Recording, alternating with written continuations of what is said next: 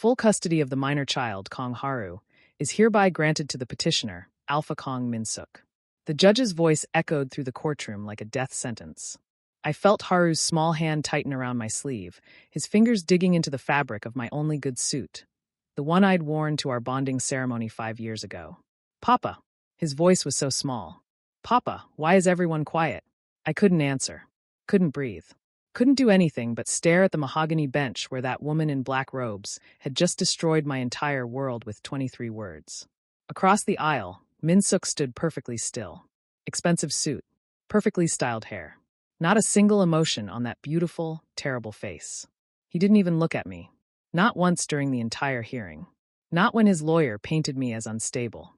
Not when they brought up my modest income, my studio apartment, the fact that I'd taken 3 sick days last month when Haru had the flu. Not when I begged. My lawyer touched my shoulder.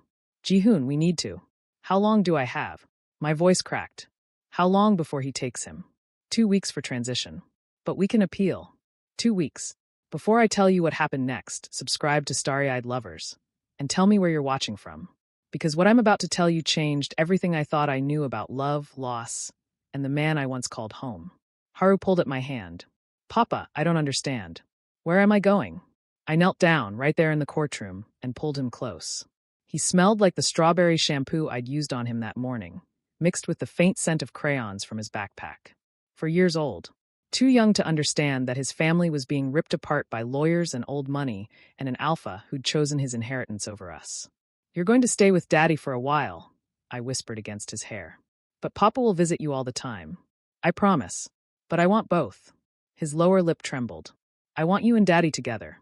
Behind me, I heard footsteps. Felt the air change. That familiar cedar and rain scent that used to mean safety, warmth, coming home to strong arms and soft promises. Now it just meant pain. "The car is waiting." Min-suk's voice was cold. Professional. Like I was a stranger. Like he hadn't spent 3 years waking up next to me. Hadn't held my hand through 18 hours of labor. Hadn't promised forever with tears in his eyes. I stood slowly, keeping Haru close. Finally looked at him. He'd lost weight. Dark circles under those sharp eyes. Jaw tight with something that might have been restraint or regret. I couldn't tell anymore. We'd stopped being able to read each other 6 months ago, when his mother showed up at our apartment with an ultimatum and a check I'd refused to cash. "Ji-hoon, don't." I picked up Haru, settled him on my hip even though he was getting too big for it. "Just don't." His hand twitched like he wanted to reach out. Stopped. "I'll have my assistant coordinate the visitation schedule." "Your assistant?" I laughed, bitter and broken. "Of course. Can't have the great Kong Min-suk personally communicating with the Omega he threw away." Something flashed in his eyes. Anger? Hurt. It disappeared too quickly for me to name it. "That's not fair." "Fair." My voice rose. Several people in the courtroom turned to stare. "You want to talk about fair? You let your family destroy us, Min-suk. You stood there and watched your mother call me a gold digger, call our son a mistake." I never called him that. His composure cracked, just slightly. "Never. But you didn't defend him either." I adjusted Haru's weight, feeling him bury his face in my neck. "You chose them. The company, the money, the perfect alpha heir life. So don't talk to me about fair." The bailiff cleared his throat. "Folks, you need to take this outside." Min-suk's jaw worked. "Haru needs stability. Structure. Things you couldn't provide." "I provided love." The words tore out of me. "I provided a home where he was wanted, where he was cherished, where he didn't have to be perfect to be loved. Can your penthouse and your board meetings give him that?" Silence. Haru whimpered. "Papa, Daddy, please don't fight." I closed my eyes. Breathed. "I'm sorry, baby." "Papa's sorry." When I opened them again, Min-suk was staring at Haru with an expression I couldn't decipher. Soft. Aching. Almost broken. "The car is waiting," he repeated quietly. I'll bring him by tomorrow. To get his things." I nodded. Couldn't trust my voice. We walked out separately. Me and Haru through one door. Min-suk through another. Like we were already strangers. The apartment felt wrong without Haru's laughter. It was past midnight, and I was supposed to be packing his things. Instead, I sat on the kitchen floor with a box of photos, torturing myself with memories of when we were whole. Min-suk's hands on my swollen belly, his lips against my temple. "I can't wait to meet him, Ji-hoon. Our son.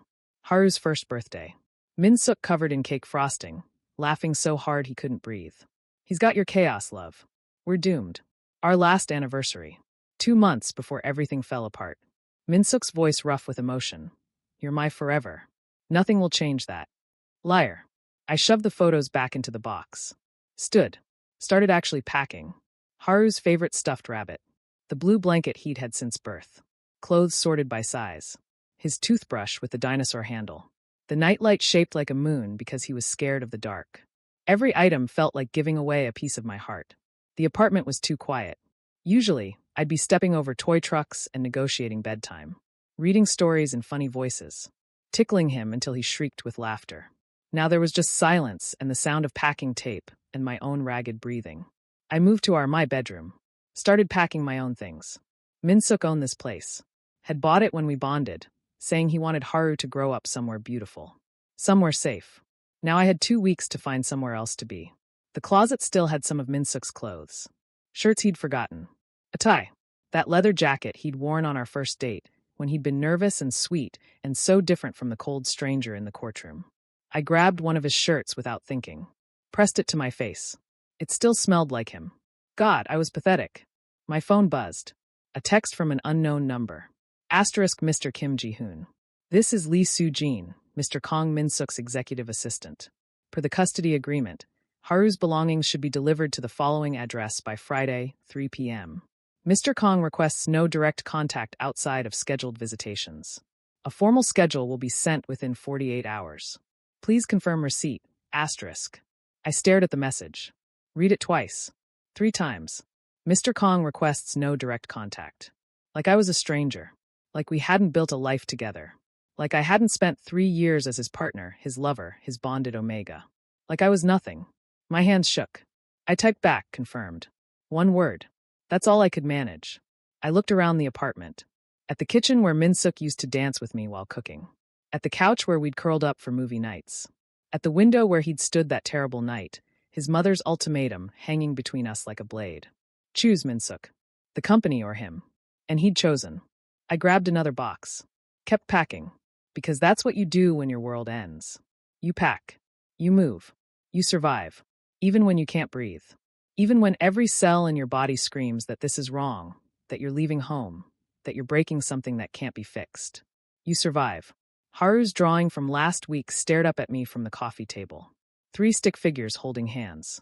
Papa, Daddy, and me, he'd explained proudly. I folded it carefully, tucked it into my wallet. Then I kept packing. Table 7 wants another Americano. And the guy at the counter is asking if we do oat milk. I grabbed the milk pitcher without looking up. Tell him yes. $2 extra. Ji-hoon, you okay? My coworker Mina touched my arm. You've been staring at that espresso machine for like 3 minutes. I blinked. The cafe came back into focus. The hiss of steam, the chatter of customers, the smell of coffee beans masking the permanent ache in my chest. 2 weeks since the custody hearing. 14 days of waking up in a studio apartment that wasn't home, working double shifts to afford rent. Seeing my son only on supervised weekend visits. I'm fine. I forced a smile. Just tired. You're always tired now. She hesitated. Is it about Haru? The name hit like a fist. I turned away, started making the Americano with mechanical precision. I don't want to talk about it. She dropped it. Mina was good like that. Knew when to push and when to let me drown in silence. My phone buzzed in my pocket. I ignored it. Probably another formal message from Minsuk's assistant. Everything went through her now. Visitation schedules. Drop-off times. Haru's school updates. All delivered in cold, professional language like I was a client, not the person who'd shared Minsuk's bed for 3 years. The lunch rush blurred together. Orders. Smiles. Small talk. Pretending I wasn't falling apart. By closing time, my feet ached and my hands smelled like coffee grounds and failure. I checked my phone on the walk home. 3 messages. Lee Soo-jin. Haru's allergy documentation is required for school enrollment. Please deliver to Mr. Kang's residence by Thursday 6 p.m. Lee Soo-jin. Attached is the updated visitation schedule. Note the time change for this Saturday. Unknown number. Papa, Daddy says I can call you now. I miss you. When are you coming home? The last one broke me. I stopped in the middle of the sidewalk, people flowing around me like water around a stone. Haru had learned to text. Minsuk had given him a phone. I typed back with shaking fingers. I miss you too, baby. Papa will see you this Saturday. I love you so much. 3 dots appeared. Disappeared. Appeared again. Love you too, Papa. Daddy says he. The message cut off. No follow-up. I stared at the screen for 5 minutes, waiting. Nothing came. What had Minsuk said? What had he stopped Haru from typing? I pocketed the phone and kept walking.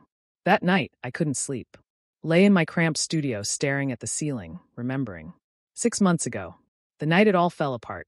Minsuk stood by the window of our apartment, his mother's words still hanging in the air like poison. She'd left 10 minutes ago, her ultimatum delivered with surgical precision. Choose, Minsuk. The company or this arrangement. I sat on the couch, Haru asleep in his room, my world crumbling. Say something. What do you want me to say? His voice was hollow. That you'll fight for us. That your mother can't just, my breath hitched. That we matter more than money. He turned. His eyes were red but dry. It's not just money, Ji-hoon. It's everything my father built. Hundreds of employees. Responsibilities. And what about your responsibility to your son? I stood, anger rising. To me? We bonded, Minsuk. That's supposed to mean something. It does. His hands clenched. But she'll destroy you if I don't comply. Drag you through the media. Make sure you never work again. She has that power. So you're protecting me by leaving me? I laughed bitterly. How noble. I'm protecting Haru. His voice cracked. If this gets ugly, he'll be caught in the middle. At least this way. This way what? He grows up thinking love is conditional? That family can be bought and sold. Silence stretched between us. I need time, he finally said, to figure this out. How much time? I don't know. I walked to the door. Grabbed my jacket. When you figure it out, we might not be here anymore. I'd spent that night at Mina's. Came back the next morning to find Minsuk gone and divorce papers on the kitchen table. Would you forgive someone who mistook your pain for love? Comment below, because what happened next made me question everything I thought I knew about letting go. Thursday arrived too quickly. I stood outside Minsuk's building clutching Haru's medical folder like a shield. The penthouse. Of course he'd moved to a penthouse. Probably had a view of the entire city, a reminder of everything his mother's money could buy. The lobby was all marble and glass and hostile elegance. The doorman looked me up and down, clearly unimpressed by my thrift store jacket and worn sneakers. I'm here to see Kong Minsuk. I have documents. Mr. Kong is expecting you. 32nd floor. His tone suggested I didn't belong. The elevator ride felt eternal. I watched the numbers climb, my heart rate climbing with them. I hadn't seen Minsuk since the courthouse. 2 weeks of carefully maintained distance. Everything filtered through his assistant. Now I had to face him. The doors opened to a private hallway. One door. I knocked. Footsteps. The lock turning. Then Minsuk stood there, and my breath caught despite everything. He looked terrible. Beautiful and terrible. Hair unstyled, falling into his eyes. White shirt wrinkled, sleeves rolled up. Dark circles that matched mine. For a moment, we just stared at each other. Ji-hoon. My name sounded rusty in his mouth. I have Haru's medical files. I held out the folder, keeping distance between us. The allergy documentation. Your assistant said. Papa. Haru appeared behind Minsuk like a small rocket, squeezing past his father's legs and launching himself at me. I dropped to my knees, caught him, buried my face in his hair. He smelled like different shampoo. Expensive. Wrong. Baby, hi. I missed you so much. I missed you more. He pulled back, grinning. Daddy's place is really big. Want to see my room? It has a bunk bed, even though I'm the only one, but Daddy says maybe I'll want friends to sleep over, and there's a TV and... Haru. Minsuk's voice was gentle. Let Papa breathe. I stood slowly, Haru's hand tight in mine. Met Minsuk's eyes over our son's head. Something passed between us. Grief, maybe. Or recognition of what we'd destroyed. Come in, Minsuk said quietly. Please. I hesitated. I should just. Daddy made your favorite. Haru tugged my hand. The pasta with the white sauce. He made me help stir. My favorite. Minsuk had made my favorite dish. I looked at him. He looked away. Just for a few minutes, he said. Haru's been asking all week when you'd visit. How could I say no? The penthouse was obscene. Floor-to-ceiling windows. Minimalist furniture.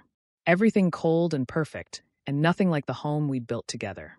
But then I saw it, Haru's drawings taped to the refrigerator. His toy trucks lined up by the couch. Small signs of life invading the sterile space. Sit, Papa. Haru dragged me to the dining table. Minsuk moved in the kitchen with practiced efficiency. He'd always been good at this. Cooking had been his way of showing love when words failed. I watched his hands, Those elegant, careful hands that used to trace patterns on my skin, that had held me through labor, that had signed divorce papers without shaking. Juice or water? He asked without turning. Water's fine. He poured 3 glasses. Brought out plates. The pasta was perfect. Of course it was. Minsuk didn't do anything halfway. We sat. Haru chattered about preschool, his new room, the park nearby. Minsuk and I ate in careful silence. Years of intimacy, now a chasm neither of us knew how to cross. Papa, are you staying tonight? Haru asked suddenly. I nearly choked on my water. Baby, no. Papa has work tomorrow. But you used to live here. With me and Daddy. His lower lip jutted out. Why can't you live here again? Minsuk set down his fork. Haru, I don't like it when you're separate. Tears welled in Haru's eyes. My friend Miho has a mama and papa who live together. Why can't you? The silence was crushing. Sometimes adults need to live in different places, I said carefully. But that doesn't mean we love you any less. Do you still love Daddy? The question hung in the air like a bomb. I looked at Minsuk. He'd gone very still, eyes fixed on his plate. It's complicated, sweetheart. That means yes. Haru's face lit up. Teacher says when grown-ups say complicated, it means yes, but they're scared to say it. Your teacher talks too much, Minsuk muttered. Despite everything, I almost smiled. After dinner, Haru begged me to read him a story. Minsuk nodded toward the hallway. His room is the second door. I followed Haru, acutely aware of Minsuk's gaze on my back. The bedroom was twice the size of my entire studio. Bunk bed, toy chest, reading nook with pillows. Everything a child could want. Everything except both his parents under one roof. Haru climbed into bed with his stuffed rabbit. This one, Papa. He handed me a worn copy of Where the Wild Things Are. The one I'd read to him 1,000 times. I settled beside him and started reading. Halfway through, he yawned and curled into my side. Papa. Yes, baby? Daddy cries sometimes at night. I hear him. My throat closed. Does he? He thinks I'm asleep, but I'm not. Haru's voice got smaller. He says your name. He says I'm sorry a lot. I couldn't speak. Just held him tighter and finished the story with a voice that kept breaking. By the end, Haru was asleep. I tucked him in, kissed his forehead, and slipped out. Minsuk stood in the hallway like he'd been waiting. Like he'd been listening. He's out, I whispered. Thank you. Minsuk's hands were in his pockets. For coming. For staying. He's my son. I'd do anything for him. I know. Something flickered in his eyes. Ji-hoon. I should go. I moved past him toward the door. Thanks for dinner. Wait. I stopped but didn't turn around. He still calls you Papa, Minsuk said quietly. He still asks when you're coming home. This is his home now. The words tasted like ash. You made sure of that. That's not fair. I spun around. You keep saying that, but you don't get to decide what's fair anymore. You gave up that right when you chose your mother over your family. I chose to protect you. His composure cracked. She would have destroyed you, Ji-hoon. Publicly. Completely. I couldn't. So you destroyed me privately instead. My voice shook.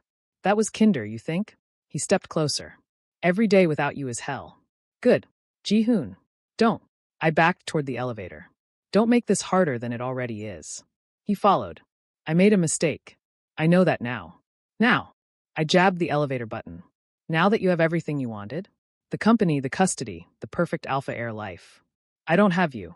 The elevator dinged. Doors opened. I stepped inside, desperate for escape. Minsuk caught the door. Stepped into the small space with me. Too close. I could smell him, cedar and rain and desperation. Let me go, Minsuk. I can't. His voice dropped to something raw. Broken. Ji-hoon, come home. Please. The air left my lungs. Home. That word. That impossible, beautiful, devastating word. His hand lifted like he wanted to touch my face. Stopped inches away. Come home to us. I couldn't breathe. Couldn't think. The elevator walls closed in. His eyes held mine, dark and pleading and full of everything I'd spent 2 weeks trying to forget. The doors started to close. I didn't stop them. Watched Minsuk's face fracture as the metal barrier slid between us. His lips formed my name one more time. Then he was gone. I slid down the elevator wall, gasping, trembling. Come home. As if it were that simple. As if home hadn't burned to the ground the night he chose money over love. As if I could ever breathe in that space again. Excuse me, are you Haru's papa? I looked up from my phone outside the preschool gates. A woman in expensive athleisure stood there, perfectly manicured nails gripping a designer purse. Another alpha parent, probably. They always had that look, like they owned the air they breathed. I am. Why? I just wanted to say, she smiled, saccharine sweet. It's so nice that Mr. Kong lets you visit. My ex barely gets supervised time. You must have done something right. The condescension dripped like poison. I forced a smile. Thanks. Of course, having an alpha parent as primary is always better for stability. Especially for young pups. They need that firm hand, you know? I was saved from responding by the school bell. Children poured out, and Haru spotted me immediately. Papa! He ran over, backpack bouncing. Then stopped. Wait, is it your day? My chest tightened. No, baby. I wanted to see you. Is that okay? Okay. He hugged my legs.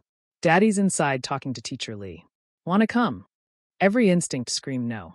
I don't think. Ji-hoon. Min-suk emerged from the building, and my body betrayed me with recognition. Casual today, jeans and a sweater that used to be mine. He'd kept it. The realization twisted something in my gut. What are you doing here? His voice was careful. Not accusatory. Just surprised. I wanted to see Haru. I lifted my chin. That's not against the custody agreement. I didn't say it was. He crouched beside Haru. Hey, buddy. Why don't you show Papa your art project? I'll get the car. Haru grabbed my hand, chattering about finger painting and snack time. I let him pull me toward the parking lot, hyper-aware of Min-suk walking 3 steps behind. Not crowding. Just there. The car was new. Black. Expensive. Everything in Min-suk's life was expensive now. I can take the bus, I said. Don't be ridiculous. It's cold. Min-suk opened the back door for Haru. Just let me drive you home. Why? He met my eyes over the car roof. Because Haru wants both his parents around. And because he stopped. Please. That word again. Please. Like it cost him something. I got in. The drive was silent except for Haru's commentary on his day. Min-suk drove with the same careful precision he did everything. Hands at 10 and 2. Turn signals. No music. Like he was afraid any sound might shatter whatever fragile piece we'd found. When we pulled up to my building, he turned in his seat. Saturday. Would you want to? Haru has a play date at the park. You could come. If you want. That's your custody day. I'm inviting you anyway. His jaw worked. He misses you. And I thought maybe it would be good. For him. For him. Always for Haru. Never for us. I'll think about it, I said, and got out before I could change my mind. Saturday, I went to the park. Told myself it was just for Haru. That Min-suk's tentative invitation meant nothing. That the way my heart raced when I spotted them on the swings was just adrenaline. Papa! Haru jumped off mid-swing. Jesus, that kid had no fear, and barreled into me. You came. Daddy said you might. Of course I came. I ruffled his hair. I promised. Min-suk approached slowly, 2 coffee cups in hand. He held one out. Caramel macchiato. Extra shot. No whip. My order. He remembered my order. Thanks. I took it, careful not to let our fingers touch. We sat on a bench while Haru played with 2 other kids. Awkward silence stretched between us like a wound. He's doing well, Min-suk said finally. Adjusting to the new school. Making friends. Good. That's good. He asks about you every night. Min-suk's voice dropped. Wants to know when you're visiting. If you're eating enough. If you're lonely. And what do you tell him? That you're strong. That you're taking care of yourself. He paused. That I hope you're not too lonely. I sipped the coffee. Perfect temperature. Perfect sweetness. He'd always been good at the small things. Why are you doing this? I asked quietly. Doing what? This. I gestured between us. The coffee. The invitations. Showing up at school. What do you want, Min-suk? He stared at the playground. Haru was going down the slide, laughing. I want to be a family again. We're not a family. We're 2 people sharing custody. We could be more. He finally looked at me. If you'd let us. You don't get to decide that anymore. I stood. You made your choice 6 months ago. I made the wrong choice. He stood too, closer than necessary. I know that now. Every day I know it. Knowing and fixing are different things. Then let me fix it. Desperation bled into his voice. Tell me how. Please, Ji-hoon. Tell me how to fix this. Would you forgive someone who mistook your pain for love? Comment below, because what I said next changed everything between us. You can't, I whispered. Some things stay broken. I left before he could respond. Before I could see the way his face crumpled. Before I could do something stupid like forgive him. But Min-suk didn't stop. Tuesday, he showed up at the cafe during my shift with Haru. Car trouble, he claimed. Needed coffee while waiting for a tow. sat at a corner table doing work emails while Haru colored and asked me questions every 5 minutes. Thursday, my studio apartment's heater broke. Landlord said it'd be 3 days minimum. I was preparing to freeze when Minsuk texted. Guest room is available. For Haru's sake. You shouldn't be cold. I didn't go. Slept in 2 sweaters and my winter coat instead. Friday, he was at the grocery store. Coincidence, he said, but helped carry my bags anyway. Saturday, Sunday, Monday, he kept appearing. Never pushy. Never demanding. Just present. Like he was trying to stitch himself back into my life one mundane moment at a time. You're stalking me. I told him Tuesday night when he showed up at my door with soup. You mentioned you had a cold. He held out the container. Haru was worried. Haru told you. He tells me everything about you. Minsuk's smile was sad. He's my main source of Jihoon updates. I took the soup. Hated that it smelled exactly like the kind he used to make when I was sick. You can't just show up whenever you want. I'm not trying to intrude. He ran a hand through his hair. Frustrated. Tired. I don't know how else to show you I'm sorry. Sorry doesn't fix custody agreements. I know. He stepped back. But maybe it's a start.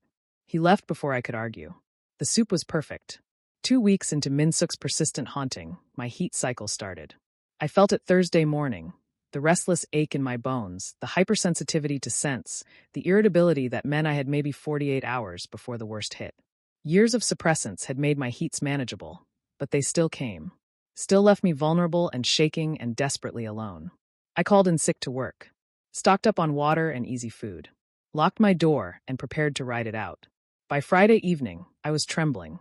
The heat suppressants kept the worst at bay, but they couldn't stop the biological imperative that screamed for an alpha's presence. Any alpha would do, technically, but my body was imprinted on Minsuk. 3 years of bonding had written his scent into my DNA. My phone rang. Minsuk's number. I ignored it. It rang again. Then a text. Haru wants to say goodnight. Another text. Jihoon, are you okay? You sound different in your voicemail. Then, if you need anything, I'm here. I threw the phone across the room. Curled into myself on the bathroom floor, where the tiles were cold against my fever-hot skin. This was fine. I'd done this alone before. I could do it again. The door buzzer made me jump. Go away, I yelled. Jihoon, open the door. Minsuk's voice through the intercom. I can smell you from here. You're in heat. Not your problem. Bullshit. He pounded on the door. Let me in. No. Jihoon, please. You shouldn't be alone right now. I've been alone for 6 months. My voice cracked. I can handle one more night. Silence. Then, I'm calling your landlord. Medical emergency exemption. Don't you dare. Then open the goddamn door. I dragged myself up. Unlocked it. Minsuk nearly fell through, then stopped dead. I knew how I looked. Sweat-soaked shirt. Shaking hands. Eyes probably dilated. The scent pouring off me, desperate, needy, omega in heat. Jesus. He shut the door quickly. Why didn't you call me? Why would I? I backed away. You're not my alpha anymore. Something in his expression broke. I'll always be your alpha. Biology doesn't care about divorce papers. He was right. My body recognized him. The cedar and rain scent that meant safety, protection, home. The trembling eased slightly just having him in the room. You should go, I whispered. Before this gets complicated. It's already complicated. He shrugged off his jacket. Where are your suppressants? Kitchen counter. But they're not, I swayed. He caught me, and the touch sent electricity through every nerve. Minsuk, don't. I'm not doing anything except making sure you don't collapse. He guided me to the couch. Sit. I'll get water. He moved through my tiny apartment with familiar efficiency. Found the suppressants. Brought water and crackers. Sat on the floor in front of the couch. Close enough to help, far enough not to crowd. Take these. He handed me pills. I did. Hated how my hands shook. Hated how his presence made the ache bearable. You don't have to stay, I said. I'm staying. Minsuk, do you really want to be alone right now? His eyes held mine. Honestly? No. God, no. The heat made everything worse. Loneliness, fear, the desperate need for connection. But admitting that felt like losing. I don't want to need you, I whispered. I know. He reached out slowly, giving me time to pull away. When I didn't, his hand closed around mine. But you do. And I'm here. The touch grounded me. His thumb traced circles on my wrist. An old habit, something he used to do to calm me. My breathing slowed. Just tonight, I said. Then you leave. Just tonight, he agreed. He stayed through the worst of it. Didn't touch me beyond holding my hand. Didn't try anything. Just sat there, solid and present, while my body remembered what it meant to have an alpha nearby during heat. We didn't talk much. What was there to say? But around 3 a.m., when the fever broke and I could think clearly again, I found myself asking, why did you really let your mother win? Minsuk was quiet for a long time. Because I was a coward. She threatened to destroy you publicly. Drag you through the media. Make sure you couldn't work, couldn't live normally. And I was terrified. His voice roughened. I thought if I gave her what she wanted, if I stepped back, she'd leave you alone. That you'd be free to live without her poison. But you took Haru. I thought. He stopped. I thought he'd be safer with me. Protected by the family name. I didn't realize I was the poison he needed protecting from. You're not poison. I destroyed our family. What else would you call it? I looked at our joined hands. Afraid. I'd call you afraid. Does that make it better? No. I pulled away slightly. But it makes it understandable. Dawn light crept through the window. Minsuk looked exhausted. Beautiful and exhausted and so achingly familiar. You should sleep, I said. So should you. I meant in the bed. I'll take the couch. Ji-hoon. A sharp knock on the door made us both freeze. Mr. Kim Ji-hoon? A woman's voice. Cold. Cultured. Familiar in the worst way. I know my son is in there. Open the door. Now. Minsuk's face went white. Fuck. Fuck, how did she? She followed you? Horror crept through me. Another knock. I won't ask again. Minsuk stood. Stay here. I'll handle. I pushed past him and opened the door.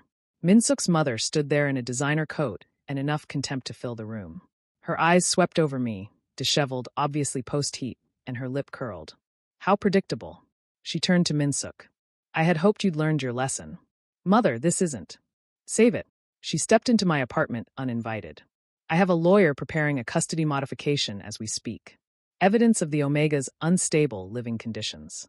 His inability to manage his own biology. My son being lured here during a vulnerable state. That's not what happened. I found my voice. Isn't it? She smiled like a shark. You're in heat. He's here. Rather damning, don't you think? Minsuk moved between us. You need to leave. No, Minsuk. He needs to leave. She looked at me with Arctic disdain. Out of your life.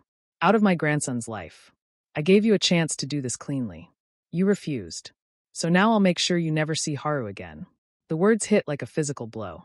You can't, I started. I can do whatever I want. I have the money. The lawyers. The influence. She turned to Minsuk. And if you continue this pathetic attempt at reconciliation, I'll make sure everyone knows exactly what kind of Omega he is. The heat cycles. The dependency. The emotional instability. No court will grant visitation after that. Get out. Minsuk's voice was ice. Now, you have 24 hours to end this. Or I file the motion. She walked to the door. Choose wisely this time, Minsuk. You won't get another chance. She left. The silence was deafening. I couldn't breathe. Couldn't think. My apartment felt contaminated by her presence, her threats, her casual destruction of everything I had left. Ji-hoon, Minsuk reached for me. I jerked away. Don't touch me. She's bluffing. She can't actually. Can't she? I laughed, broken and bitter. She did it before. She'll do it again. I won't let her. You already did. The words exploded out of me. 6 months ago, you let her win. You'll do it again. You'll choose the easy path, and I'll be the one who loses Haru completely. That's not. Get out. I walked to the door. Held it open. Get out of my home. Get out of my life. Just leave. Ji-hoon, please. Leave. He left. And I collapsed against the door, gasping for air that wouldn't come, drowning in the ruins of a hope I'd been stupid enough to let grow. Mr. Kim? This is Bright Minds Preschool. Haru collapsed during recess. We've called an ambulance. The phone slipped from my hand. I was moving before conscious thought caught up, grabbing my jacket, my keys, my wallet. The cafe manager called after me, but I was already out the door, running. The hospital was 15 minutes away by car. I didn't have a car. I ran to the bus stop, lungs burning, then gave up and flagged a taxi I couldn't afford. Seoul General. Emergency entrance. Please hurry. The driver must have seen something in my face because he drove like we were racing death itself. I burst through the emergency room doors, wild-eyed and breathless. Kong Haru. 4 years old. They brought him in. Pediatric ICU, 3rd floor. The nurse pointed. Are you family? I'm his father. She didn't question which kind. Just nodded and let me through. The elevator took centuries. I counted every second, every floor, every breath that Haru might not be taking. The doors opened and I ran down the hallway, following signs until I saw him. Minsuk stood outside a room, head bowed, hands clenched at his sides. Still in a business suit. He must have come from work. Must have dropped everything just like I had. He looked up. Our eyes met. Then we were moving, crashing into each other in the middle of that sterile hallway. Not an embrace. Just collision. Two parents holding each other up, because standing alone was impossible. What happened? My voice cracked against his shoulder. High fever. Seizure. They don't know yet. His arms tightened. Ji-hoon, I can't if something happens. Nothing's happening. I pulled back to see his face. Red eyes. Tear tracks. Minsuk never cried. He's strong. He's going to be fine. You don't know that. Yes, I do. I gripped his shirt. Because he's ours. And we don't give up. A doctor emerged from the room. We separated instantly, like teenagers caught doing something forbidden. Mr. Kong, the doctor looked between us. And you are? Ji-hoon Kim. I'm Haru's other father. The words came out defensive. She nodded without judgment. Haru has bacterial meningitis. We've started antibiotics and he's stable, but the next 48 hours are critical. He's asking for both of you. We moved as one unit into the room. Haru looked so small in the hospital bed, for lines snaking from his tiny arm. Oxygen mask fogging with each breath. But his eyes opened when we entered. Papa. His voice was muffled. Daddy. I was at his bedside immediately, Minsuk right behind me. We're here, baby. Both of us. Don't fight anymore. Tears slipped down Haru's face. Please don't fight. Minsuk's hand found mine on the bed rail. Squeezed. We're not fighting, buddy. We're right here. Together. Promise. Promise, we said in unison. Haru's eyes drifted closed. The doctor assured us he was just sleeping, that rest was good. But watching him lie there so fragile, so vulnerable, it shattered something in both of us. Have you ever loved again after loss? Share your story in the comments, because what happened in that hospital room showed me that some kinds of love never really die. They just wait. 48 hours. The hospital became our world. Minsuk left once to get clothes and came back with a bag for me too. My favorite sweater. Comfortable pants. He'd remembered what I kept at the old apartment, or maybe he'd bought new ones. I didn't ask. We took turns at Haru's bedside. One of us sleeping in the chair while the other kept watch. The nurses assumed we were together, kept calling us Haru's parents without distinction. We didn't correct them. Hour 32, Minsuk brought coffee from the cafeteria. Sat beside me while Haru slept. I told my mother to go to hell, he said quietly. I looked at him. What? After I left your apartment. I went to her house. Told her if she came near you or Haru again, I'd burn the company to the ground myself. He sipped his coffee, hand steady. She threatened to disown me. I told her to do it. Minsuk, I should have done it 6 months ago. Should have chosen you the first time. His voice roughened. I was so afraid of losing everything that I lost the only things that mattered. Your company is just money, just buildings and contracts and bullshit that means nothing without people to share it with. He turned to me. I kept thinking I was protecting you by pushing you away, but I was just protecting myself. From her anger, from choosing hard things, from being brave enough to fight for what I loved. I couldn't speak, just stared at this man who'd broken me and was now breaking himself open to show me the wreckage inside. I don't expect forgiveness, he continued. I don't deserve it. But I need you to know, I choose you. I choose Haru. I choose this family even if it costs me everything else. What about the custody agreement? Fuck the custody agreement. His laugh was bitter. I never wanted it. My mother pushed for it, said it would force you to comply with her demands. I thought. He stopped. I thought if I had legal custody, I could protect Haru from her machinations. But all I did was hurt you both. So what now? Now I fight. For real this time. He looked at Haru. Shared custody. Equal parenting. I'll tear up the current agreement if you want. Or we can. He trailed off. We can what? Try again. The words were barely audible.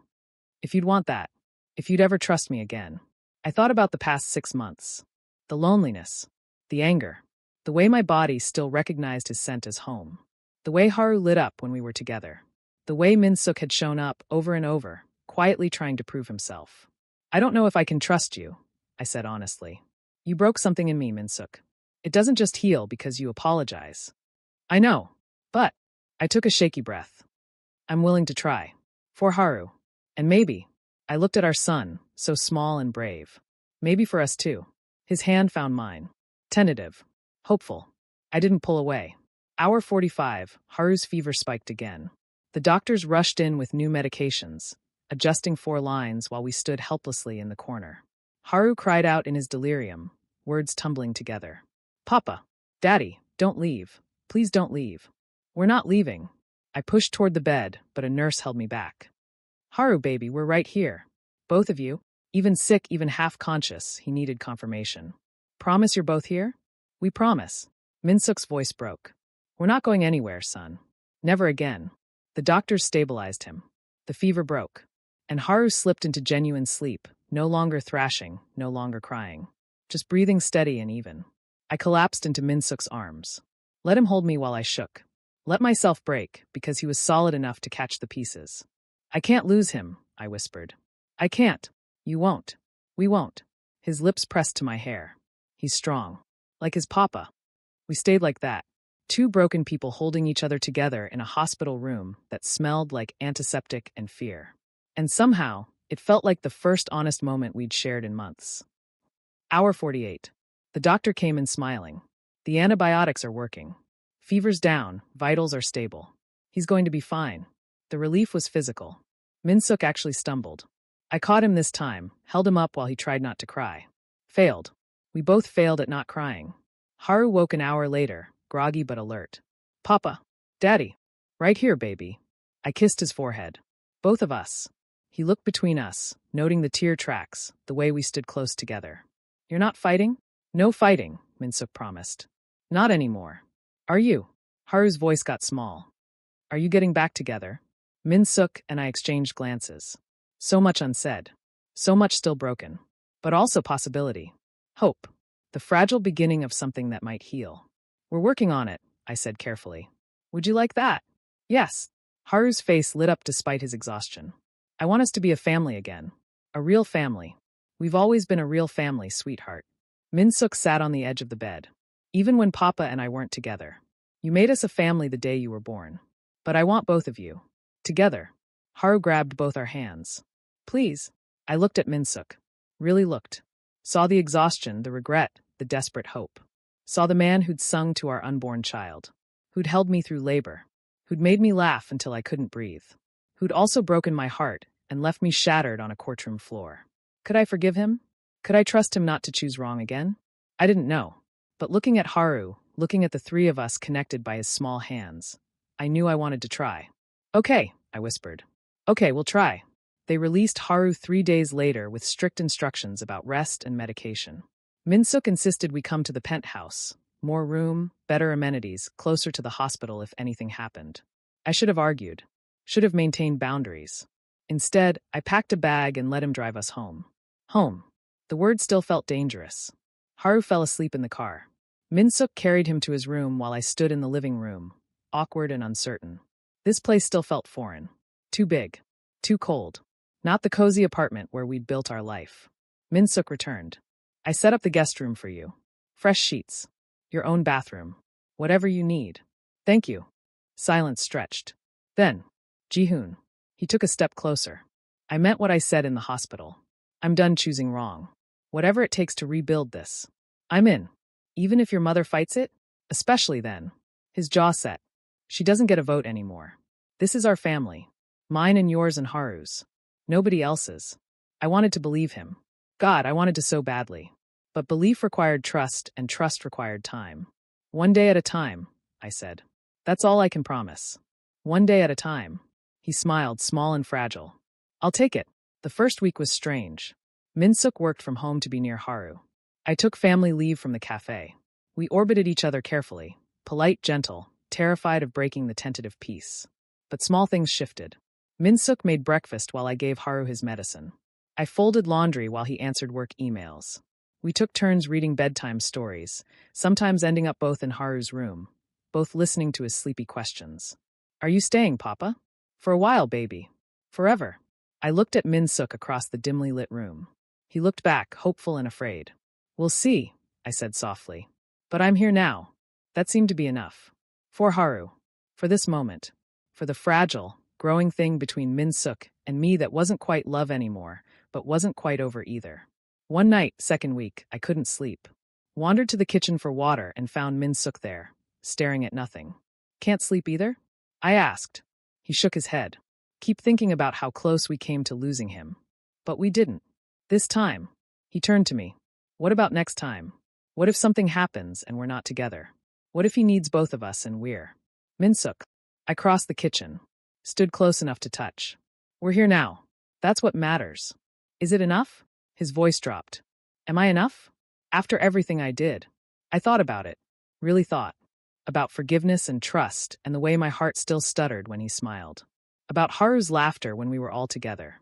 About coming home. Not to a place, but to people. Ask me in a year, I said. Ask me after you've proven you meant everything you said in that hospital. I will. He reached out slowly, giving me time to move away. I didn't. His hand cupped my face with infinite gentleness. I'll spend every day proving it, Ji-hoon. I promise. I leaned into the touch. Just slightly. Just enough. Then I guess we'll see. Dawn broke through the windows, painting us in soft gold light. 2 people broken and healing. A family fractured and slowly mending. Not perfect. Not fixed. But together.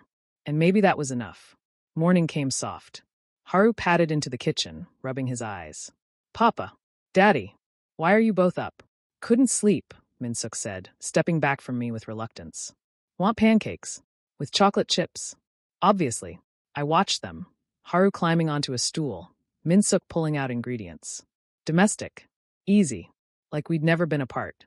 Papa, you're smiling, Haru observed. Am I? Yeah. He grinned. You look happy. I met Min-suk's eyes over Haru's head. Saw my own fragile hope reflected there. Maybe I am, I said softly. Maybe we all are. And for now, in the golden morning light with my son's laughter and my ex-lover's tentative smile, it was enough.